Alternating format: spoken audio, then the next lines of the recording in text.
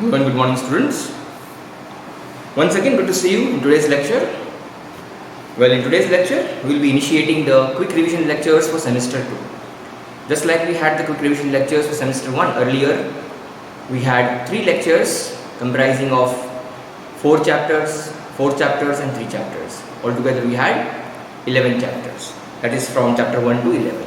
Similarly, we will be having 2 quick revision lectures for the second semester chapters right from 12 to 19, divided into 2 parts. Therefore, we will be having 2 quick revision lectures, of which this is going to be the first one. As you can see, the name being displayed on the board, quick revision lecture 1, in which I will be discussing with you the you know section and the let's learn section wherever given to us in chapter 12, 13, 14 and 15.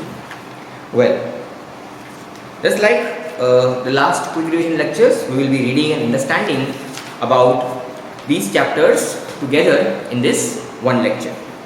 So without further ado, let's get started. Have your text in your hand and pay proper attention towards what I have to discuss with you. As you can see on page 97, you have the 12th chapter given to us about prepositions and prepositional phrases. It's a revision chapter. Well, being a revision chapter, we don't have the let's learn section given to us because this concept is a pretty old concept that you've learned in standard 4th, 5th, 6th and 7th as well. Well, so we'll go through the you know section given to us. But before this, let me have a word with you about what is a preposition. Well, you learned about preposition, isn't it? A word which shows the position of a noun with the other objects or the other words in a sentence is called a preposition. Therefore, we say preposition. In my regular lectures also, I had emphasized on this word preposition, the positioning of the noun in a sentence. Many times we say that Kamal sits on the chair. So we are trying to understand that Kamal is sitting. His action of sitting is in regard to the chair. So Kamal sits on the chair. The word on is showing the position of Kamal resting himself down on the chair. So on plays an important vital role in showing the position of Kamal on the chair. So you see how important prepositions are in a sentence. So here we've been given in the you know section the understanding of a preposition. A preposition relates the noun or a pronoun that follows it with other words in a sentence. That is what I just told you, isn't it? Other words in a sentence. So a noun or a pronoun is positioned with other words in a sentence, and that is being displayed or that is being told to us with the help of a preposition. That's the role of a preposition in a sentence. The noun or pronoun that follows the preposition is the object of the preposition. That is called the object of the preposition after the preposition. Well, we will read from the example given to us. A preposition and its object together form the prepositional phrase. So you see, both the definitions are clear to us now with the help of these 2 sentences. What is a preposition and what is a prepositional phrase? So you see, a preposition is that particular word that shows the relationship of the noun or the pronoun to other words in a sentence, whereas the words after the preposition is called the object of the preposition, isn't it? So a preposition and its object together form the prepositional phrase. So now these 2 things together, that is the preposition and the object of the preposition, when they are brought together, when they are understood together, when they are read together, we say that it is called a prepositional phrase. So along with the preposition, the object of the preposition together is referred to as prepositional phrase. Well, let us see more properly with the help of the example given to us. Raghu went for a bike ride. You see, we can have any such similar sentences. Raghu went for a bike ride. We know Raghu is the subject over here. Went is the action doing word, the verb, where the predicate starts from. So, went for a bike ride. Now, you can very well acknowledge over here that the word for is a preposition. You learnt about the different prepositions in the lower class, isn't it? On, into, for, beyond, between, beside, besides are all examples of prepositions.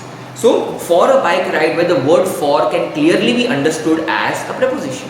But the other words that you see after the preposition, a bike ride. So, you can say here we have the word a bike ride as the object of the preposition. It is referring to the preposition. Therefore, we can acknowledge these words a bike ride as the object of the preposition. Now, the word object of the preposition, that is a bike ride, and the preposition itself for, when they are read together, it will be read as for a bike ride. This is the prepositional phrase. So I hope both the things are now clear to you. What is a preposition in a sentence and what is the prepositional phrase.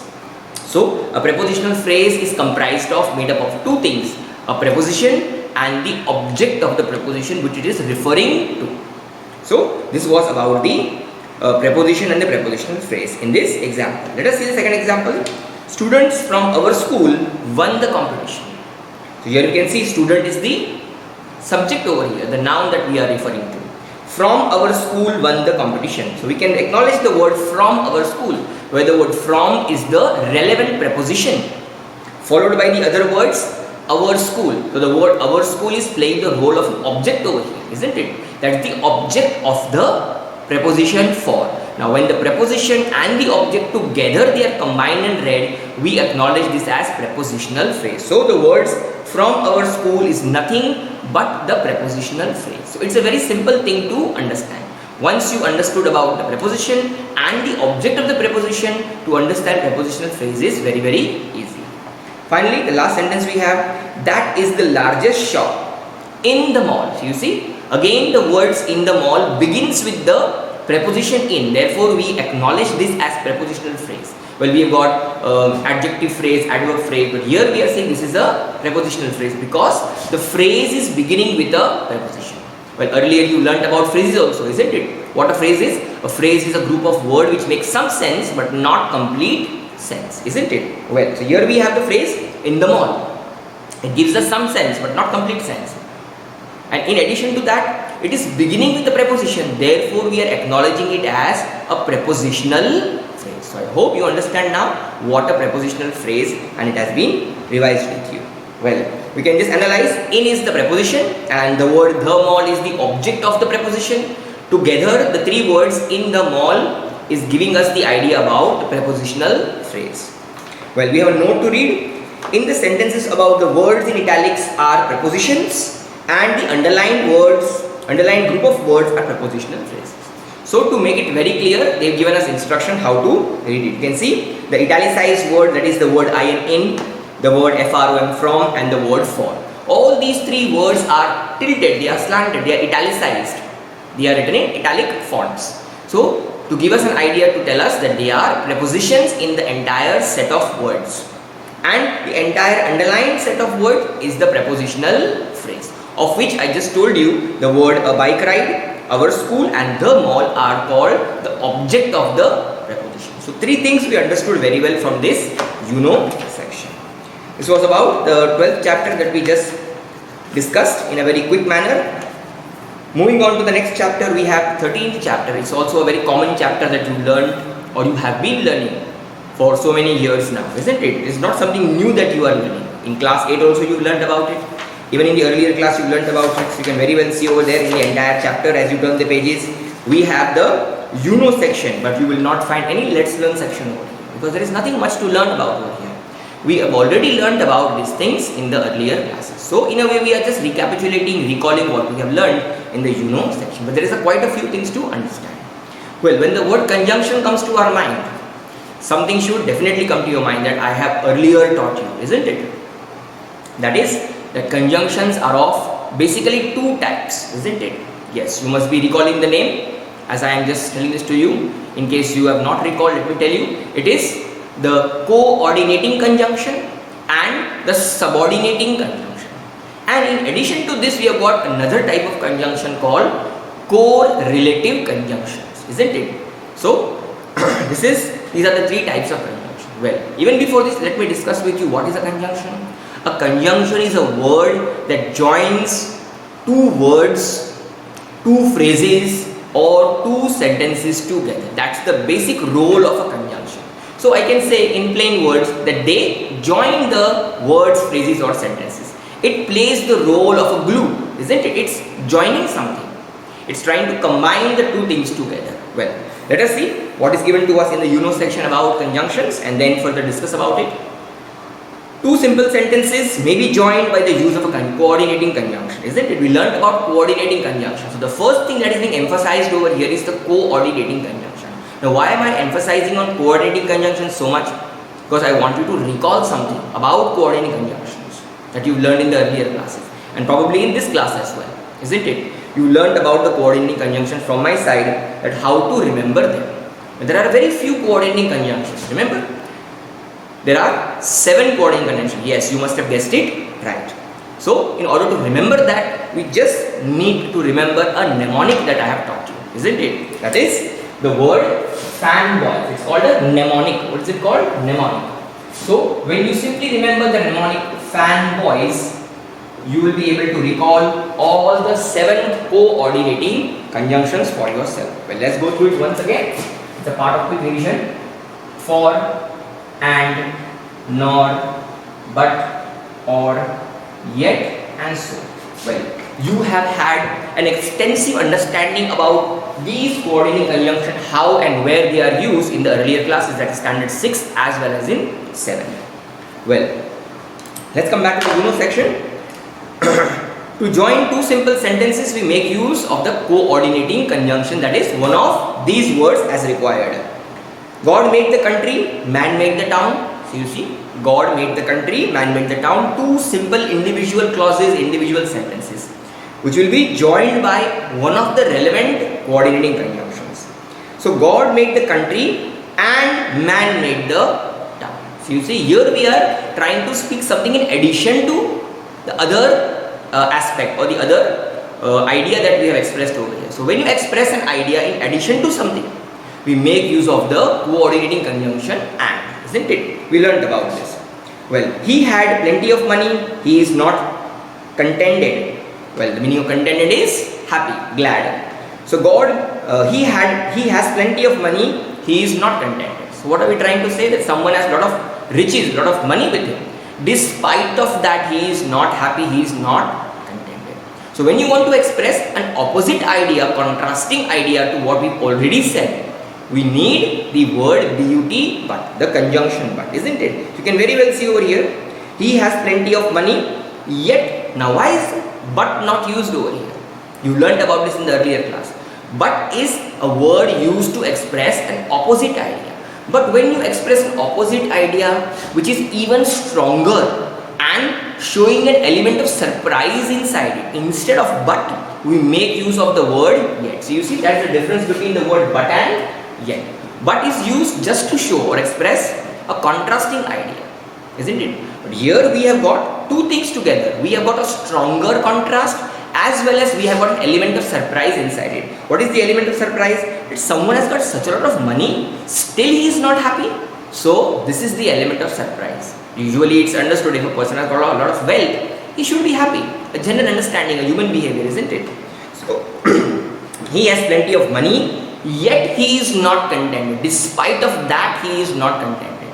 So when you express a stronger contrast along with an element of surprise within it, we use yet instead of but. This is what you learned in the earlier class as well. So kind of recapitulation.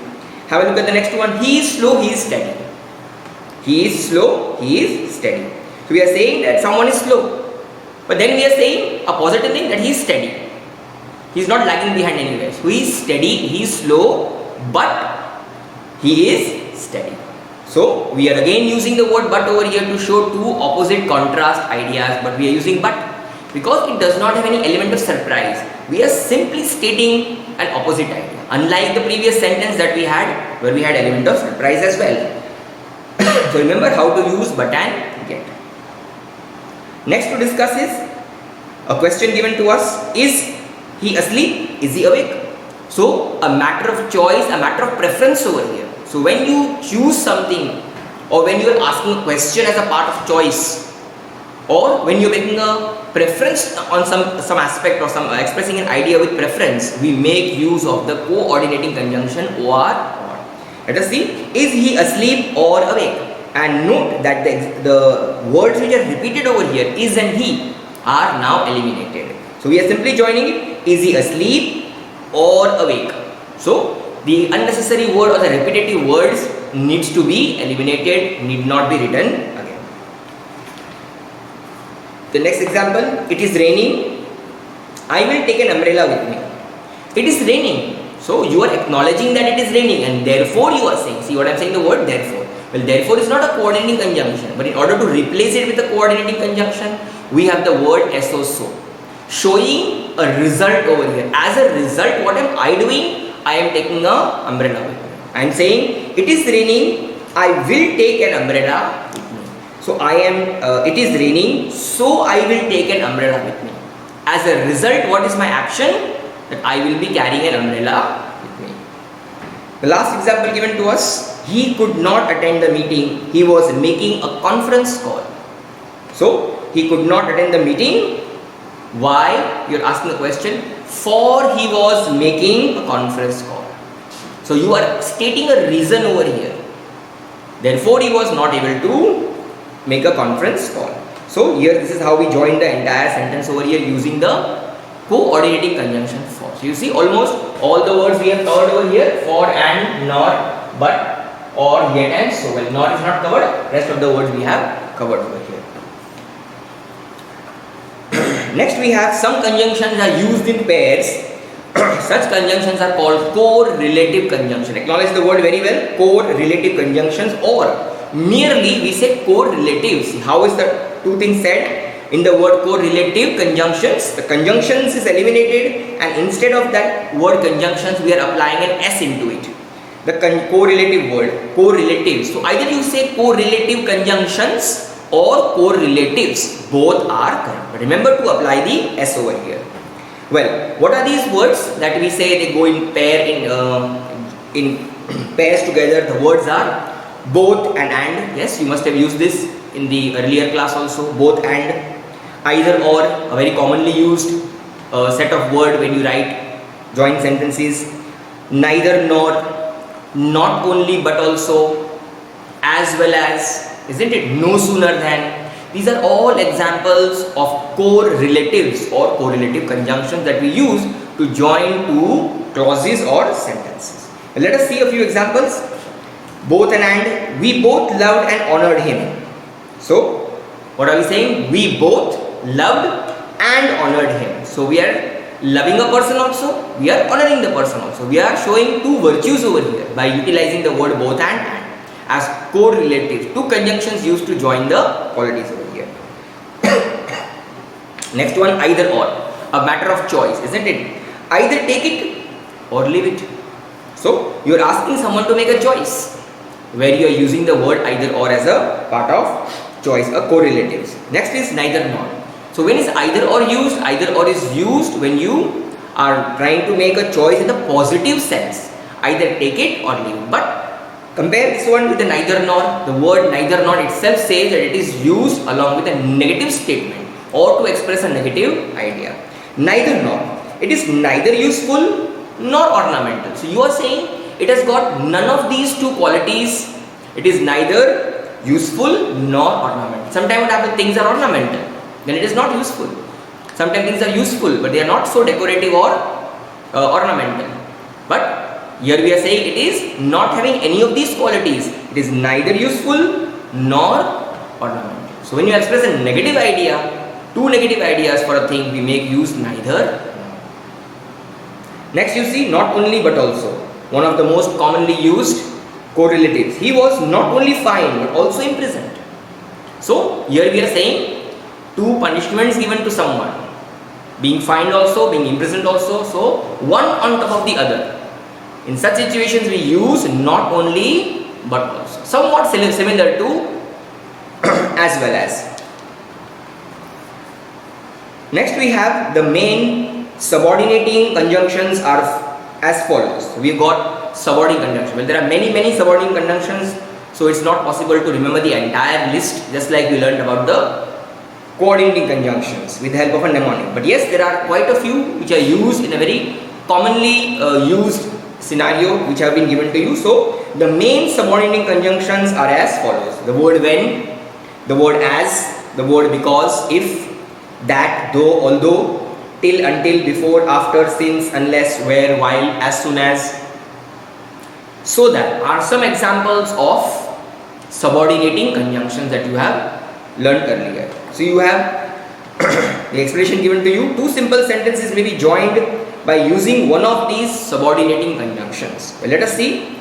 The teacher came into the classroom is one simple sentence, followed by the next one, all the boys were working. So you see, the teacher came into the classroom and all the boys were So we can say, when the teacher came into the class, comma, all the boys were working. What happened over here? We have used the word when in order to join the two sentences and make it a single sentence by just utilizing two things. One is the subordinating conjunction, the word WH word when, and the comma applied after the clause. You can say the first part of the sentence, that is when the teacher came into the classroom, can be acknowledged and very well understood that it is the subordinate clause using a subordinating conjunction followed by the main clause, all the boys were working. So this is how it becomes a complex sentence. Well, on to the next page, page 104, you got quite a few more examples to understand. I found this purse. I found this purse. I was walking along the road. So you can say, I found this purse while I was walking along the road. So when you were strolling, when you were walking along the road, that time you happened to see the purse. So the word while plays a vital role in order to join the two sentences. I hope you are acknowledging this. I found this purse. The full stop is removed. Instead of that, we are applying the subordinating conjunction while followed by the word from the second sentence, while I was walking along the road. So the word while is now helping us to join the two sentences and making it as one sentence. Earlier they were two simple sentences. Now it has become a single sentence where it is a complex sentence. I found this purse. I can acknowledge these words as the main clause, whereas the other words while I was walking along the road is the subordinate clause containing the subordinating conjunction by. So you see, two simple sentences now joined with the help of a subordinating conjunction, becoming into a complex sentence. Well, the meaning does not change, it remains the same. He failed in the examination, he did not work hard. He failed in the examination because he did not work hard. So you see the word because used over here, giving a reason. So we should be able to understand which word is required over there, and accordingly we should be inserting the subordinating conjunction. So here you can see because is giving a reason why he is failing. You will pass. Your working hard is a condition. So you see again we are having a word condition over here. So immediately it should strike to our mind that we require the subordinating conjunction of condition over here. So naturally we will be using the word if over here. You will pass if you work hard. Your working hard is a condition, is the idea, central idea that is given to us in the sentence. So we need to modify that sentence. Acknowledge this very well. Very rare you have got such sentences to do. You will pass if you work hard. So applying the word if gives us the subordinate clause over there, that is the dependent clause. Next we have he works hard. His object is to pass the examination. He works hard. Why does he work hard? So that he may pass the examination. So see, we had to apply over here so that. So that is the subordinate clause. We came across one of the words, isn't it, in the example words given to us. He works hard so that he may pass the examination. This is how we join the two sentences given to us. But we have got few more to read. We can go through it together. He is very old, he enjoys good health. You see now what has happened over here? Here we have something that is showing contrast over here. Just like we did in the coordinating conjunctions. He is very old, yet he enjoys good health. I can join this with the coordinating conjunction also. Yet he enjoys good health. Yet shows an opposite idea with an element of surprise. Here I am going to join it with a subordinating conjunction. Therefore I require element 1. So he enjoys good health though he is very old. So you see how the sentence has been. We have taken the second sentence first, then joined it into the first sentence. He enjoys good health though he is very old. So here the word though is the subordinating conjunction required to join, playing the similar role as yet over here. I will return, do not go till then. So we have the word till already given to us. Do not go, and here we are using the appropriate word until I return. So till the time I don't come back, you don't go anywhere. So don't go until I return. Till now changing to until over here. Well, the next one.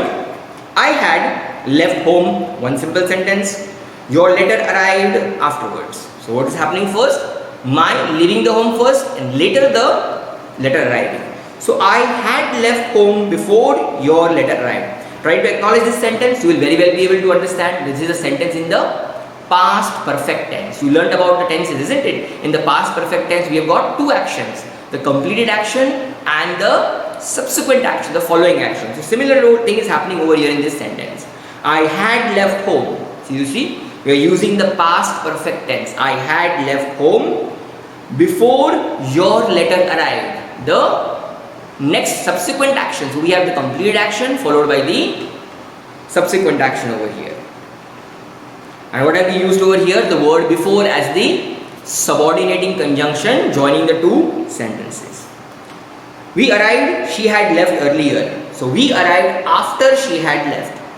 So we arrived after she had left. This is how we are joining with the word before and after alternatively in two sentences.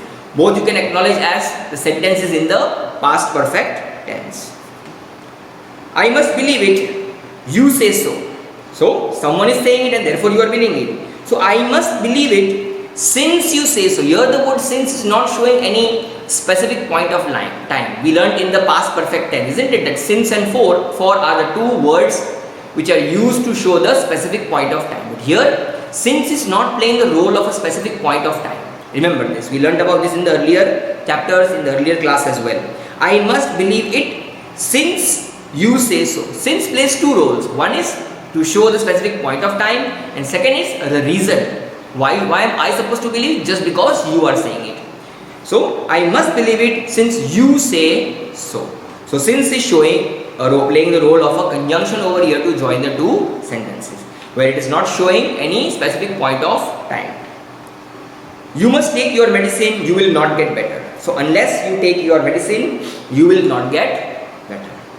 So we are beginning with the word unless, very well acknowledged over here. You must take your medicine, you will not get better. So unless and until a person takes, he or she will not get better. So we can very well use the word unless, which is the subordinating conjunction. Unless you take your medicine, comma, remember to apply the comma, that's the subordinate clause. You will not get better. Well, I missed the train, I walked fast. I missed the train though I walked fast. Although is the subordinating conjunction, just like we had the word though. Despite of that, showing an opposite contrast idea, just like I discussed with you the word though. Using the word but or yet in the coordinating, similarly we use though or although in the subordinating conjunction. He saw the policeman coming, he immediately took to his heels. Well, earlier also we learned in this about this sentence. To seeing a policeman and quickly running, that is took to heels. Here took to heels means to flee away from there, to escape from there. Well, it has got nothing to do practically or physically about your heels, the part of the body. No, took to heels means to run away from there, to escape from there. As soon as he saw the policeman coming, he took to his heel. He started escaping from there, or he escaped from there. So acknowledge the word as soon as, isn't it? We are using the word as soon as right in the beginning of the sentence to combine, to join the two sentences. Acknowledge that the first part is the subordinate clause followed by the main clause, that is the independent clause. Finally, the last sentence, it is very simple, even a child can understand it. It is so simple. So the word so that, it is so simple that even a child can understand it. So we are making use of the word so that in a very appropriate manner over here. Have a look over there. Earlier also we used the word so that in the example given to us, the fourth example given to us on this place. He works hard so that. Here the word so that was used together. But here we have separated the word so that and accommodated the other words inside it. That was the requirement of the sentence. It is so simple that even, so we are emphasizing on the word that even a child can understand. This was about the chapter related to conjunctions. We've got the 14th one about the modal auxiliaries. Well, you learnt about this earlier. Let's go through it very quickly. You know section. The verbs can, could, will, would, should, may, might, must, ought and shall are verbs which help other verbs to express a meaning, isn't it? We learned about this in the earlier class as well. Just like we learned about the member of the be family, is, are, am, was, were, has, have, isn't it? Similarly, we have words can, could, may, might. Well, these are called modal auxiliary verbs or modal helping verbs. Well, these modal verbs have no meaning by themselves. We learned about this in the earlier class also. A modal verb can have varying functions. So what is the use of these modal verbs? They are utilized as different functions to express different functions in a sentence. Expressing what? Compulsion, something made mandatory, compulsory. Seeking permission, asking permission or requesting to someone, etc. These verbs are usually connected with ideas like doubt, certainty, possibility, probability, obligation and permission. Or lack of these. Sometimes they lack these things also. That is also where we use these modal auxiliary verbs. So we have got two sets of such modal verbs given to us. Some that you've already learned earlier in the you know section in the earlier class, and some that we are going to revise in the let's learn section. So let's go through it quickly.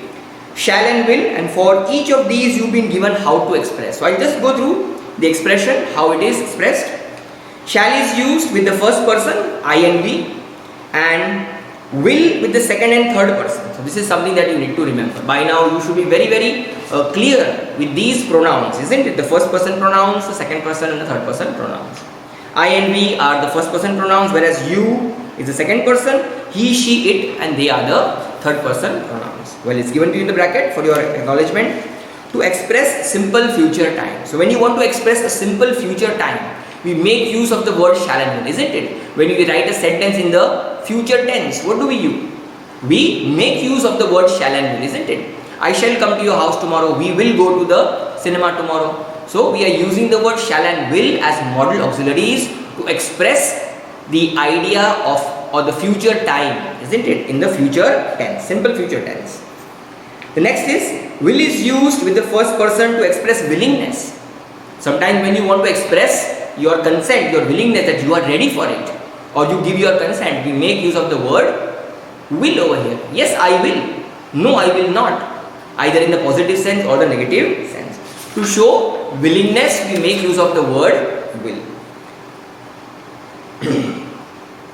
The next you see, a promise. When you want to make a promise to someone, we make use of the word will. Just like the examples given to you, I will help you. So what is the word will indicating over here? You are giving your promise, your consent to someone, isn't it?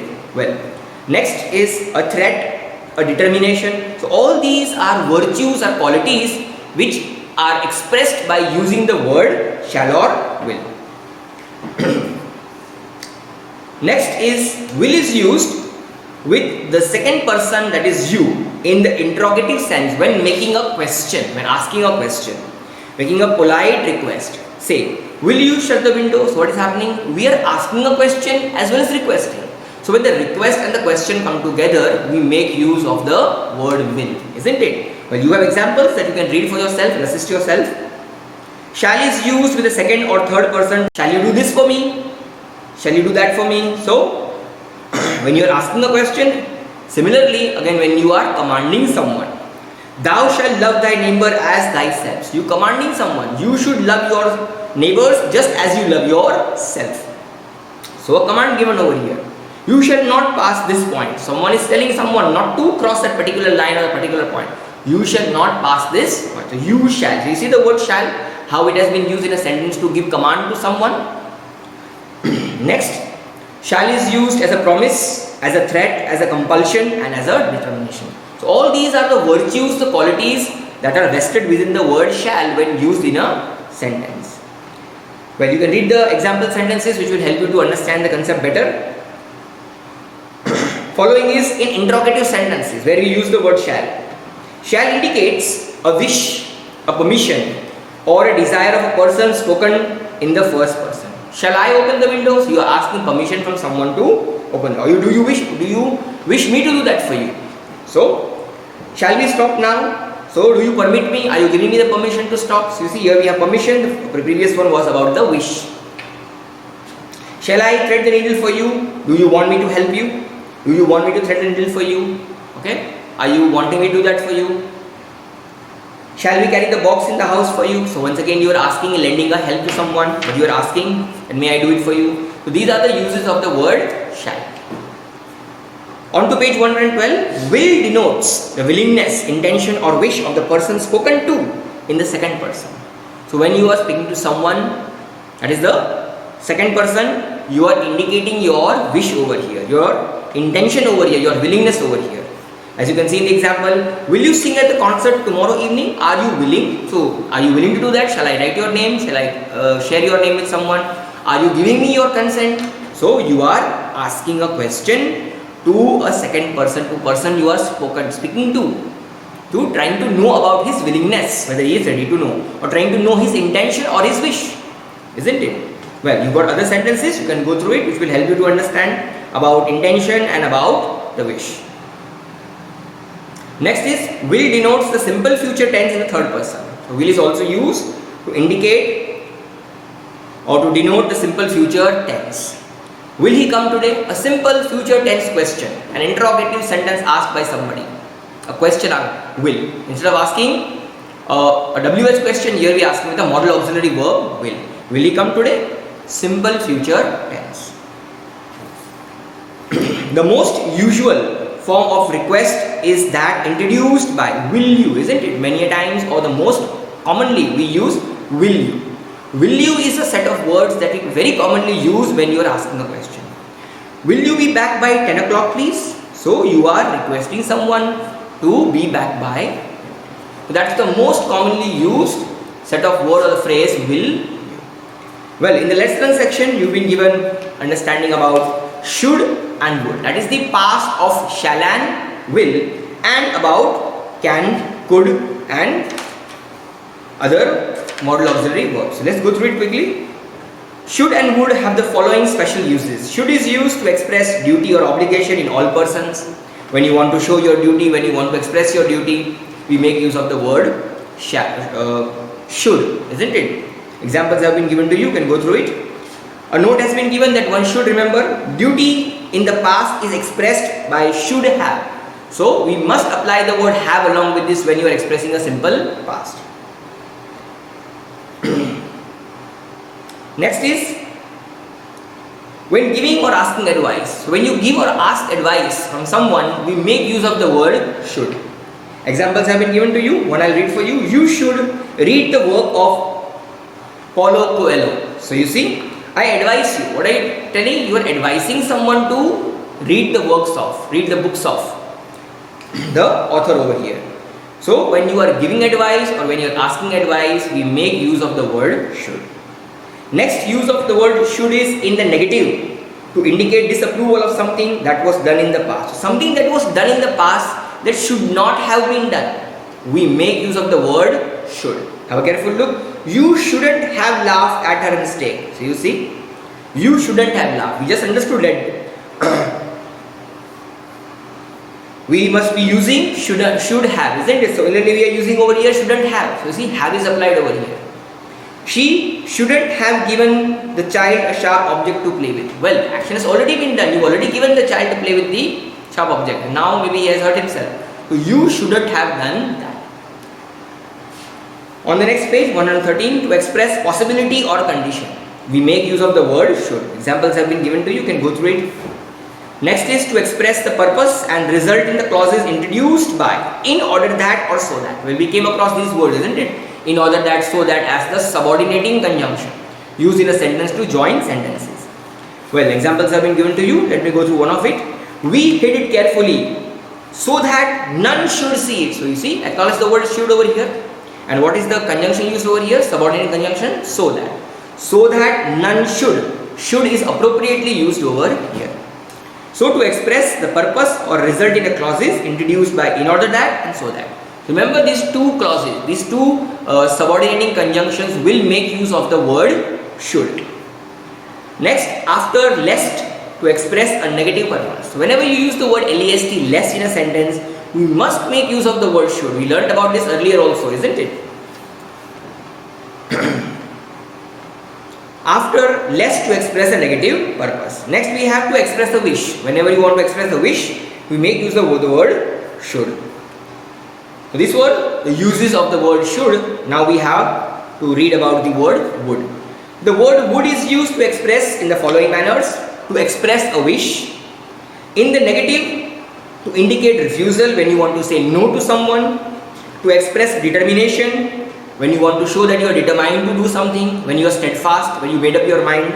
So we make use of the word would over here. Similarly, we have the expression to express a past habit. When you're talking about some past habit that you were doing but now you are not doing that, so we make use of the word would. To express willingness in the past. So when you were willing to do something, you are given your willingness, but not now in the past. Similarly, in the polite speech, to denote condition or uncertainty about something, we make use of the word would. So these were the few expressions where would is utilized in a sentence. Moving on to the next page, page 114. We have the word must. Well, another important modal auxiliary verb that we make use in our speech. Must is used to express compulsion or strong moral obligation. So when you are showing some kind of a strong duty or compulsion that it has to be done, then we make use of the word must, isn't it? We must keep our promises. We must obey our parents and teachers. We must obey our leaders.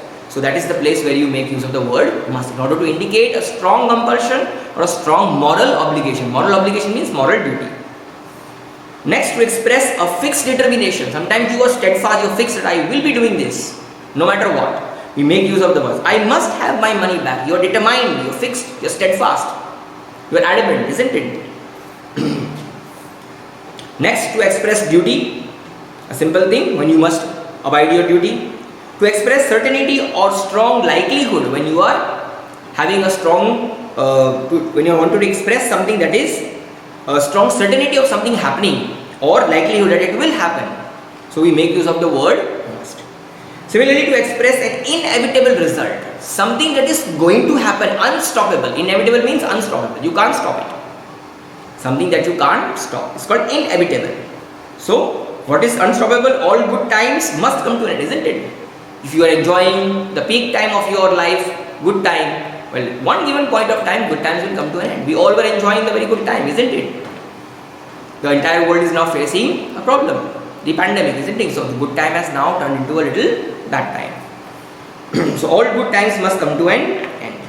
Similarly, all bad times will now turn into good times as well. Hopefully, ought or ought to. So you see, bracket is given to you. The general usage when we have ought. Ought shows a kind of desirability, moral action and duty similar to the word must. But we make use of it alternatively as ought in such sentences. Ought or ought to. We ought to love our neighbors. So what are we expressing? It is our duty to love our neighbors, isn't it? We've been taught these moral values in ourselves as humans. We must love our neighbors. So ought to, you see, to is by default used over here. Directly you can't use the word ought. So in all sentences you will find ought followed by the preposition to. Next we have ought to have. With a past participle, it is used to indicate a past obligation that was not fulfilled or not carried out. Something that you were supposed to do but you haven't done it. We make use of word ought to have. You ought to have done this or that but you have not done it. So let us see an example. You ought to have helped your sister but you did not. So that is where we use not ought to but ought to have. Remember, this is used to indicate or to express with a past participle used to indicate a past action that you were supposed to do but you were not done it. Similar, ought not to have is used to indicate disapproval of something that you've already done but you should not be doing. That's the opposite of ought to have or not to have. Something that you have done but you were not supposed to do that. It's a disapproval. Therefore, we make use of the word ought not to have. Just the opposite of what we read. On the next page, we have the next three modal auxiliaries: need, need not and dare. Let's go through it. Need as a modal auxiliary. Need is used only in the negative and interrogative. Similarly, need not and dare. So, need is used as a modal auxiliary and only in the negative and interrogative forms. Examples have been given to you. You can go through it. Then we have need not with a perfect infinitive. May refer to the past. Need not with a perfect infinitive. You can see the example. We need not have waited for her arrival. With a perfect infinitive. You can see perfect infinitive indicating over here. Last one is the word dare, isn't it? Or not very commonly used modal auxiliary, but yes, we make use of it. The verb dare equals to the word venture. When you venture something, when you put yourself into some kind of dangerous situation or a courageous situation, we say dare, to show your courage. So the verb dare has the form of the third person singular present tense when it is followed by a negative and also in the interrogatives. Examples have been given to you. Dare not take such a foolish step. He dare not oppose us. So, he dare not ask her again, dare he, with a question tag. So, you see dare he has been used with the question tag also over here. Therefore, we can very well understand that the verb dare is equal to venture, to take up some adventurous act or take up some courage. These were the model auxiliary verbs that I have just discussed and revised with you as a part of quick revision lecture. And finally, we have the 15th chapter about infinitive. So let's go through this very quickly. We have got the you know and the less learned section. Infinitives, as we already acknowledged in the earlier class also, that infinitive is the combination of the preposition plus the verb in the ing form, that is the present participle form of the verb. Let us see, verbs have different forms such as infinitives, gerunds and participles. You learned about this in the class 7 also. Each form of the verb is used differently. Well, you can see examples given to you which will help you to understand. Walking is good for health. Here if you very well see, the word walking is ing.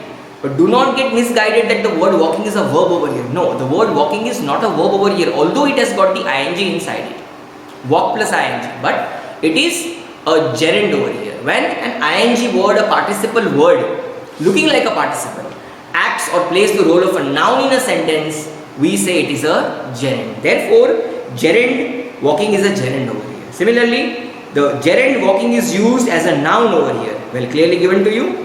This is confusing answer. The participle confusing is used as an adjective over here. This is a confusing answer. The word confusing is describing the answer. How is the answer? Confusing. Therefore, you see two words. Confusing has the ing, walking has the ing. But none of these two ing words are verbs over here. Both of them are playing individual roles as a noun and as an adjective respectively. First one is a noun, second one is a adjective over here describing the noun. Well, this was about the ing words, gerund and the adjective over here. Next we have the infinitive has two forms.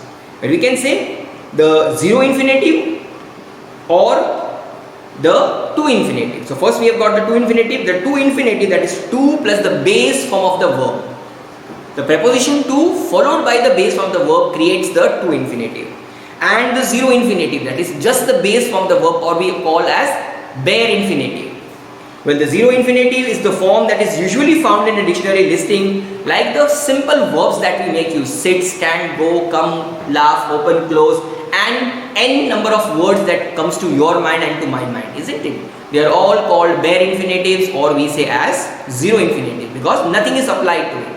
But yes, when the preposition to is applied to it, it completely turns into the to infinitive. So we got two forms of infinitives: the to infinitive, that is to plus the base form of the action doing word, and the zero infinitive or the bare infinitive. In the less learned section, it's given to us, about which probably you learned in the earlier class as well.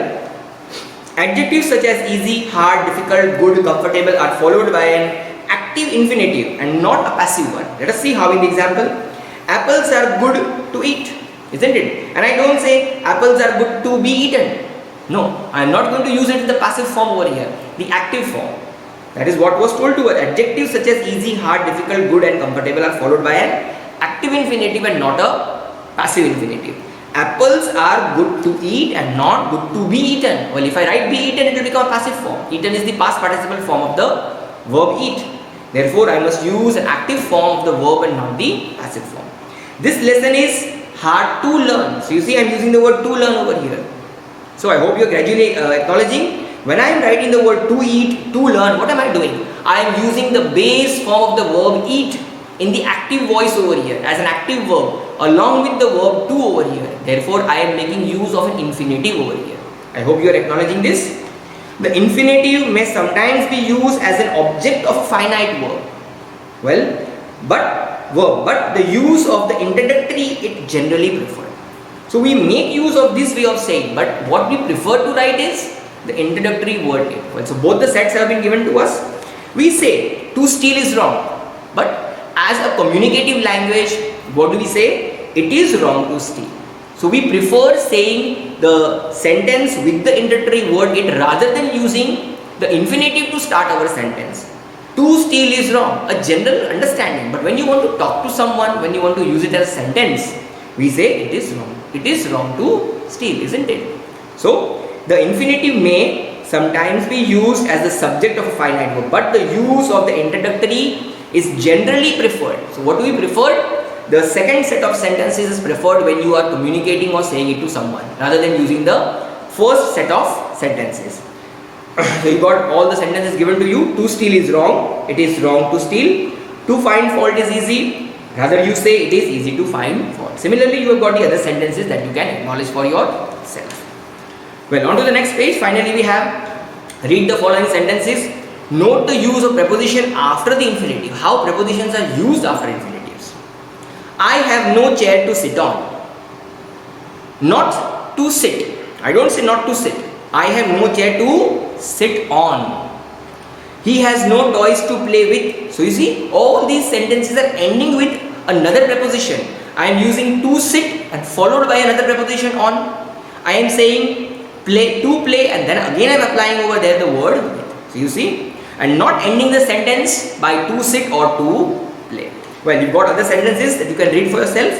Let's understand about this. Infinitives are sometimes used to join a pair of sentences.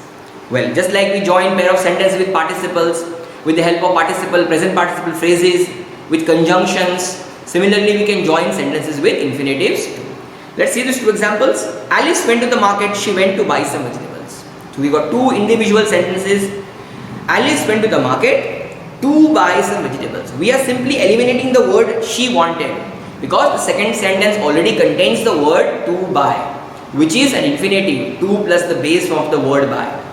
Therefore, we make use of an infinitive to join the two sentences. A very simple thing to recall and understand. Similarly, he has 6 children, he must provide for them. But here, the two sentences, none of them has got an infinitive inside it. Therefore, we will have to apply the infinitive accordingly to find out the main verb. In the second sentence, you can see, he must provide for them.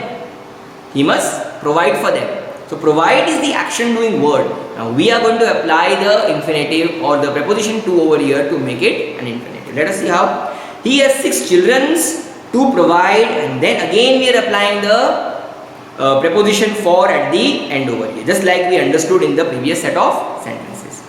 Well, this was the revision of the first 4 chapters that we had to do. Chapter number 12, 13, 14 and 15 in this quick revision lecture. So I hope all this has helped you to revise the topics well. See you soon in the second quick revision lecture. Till then, take care. Have a nice day.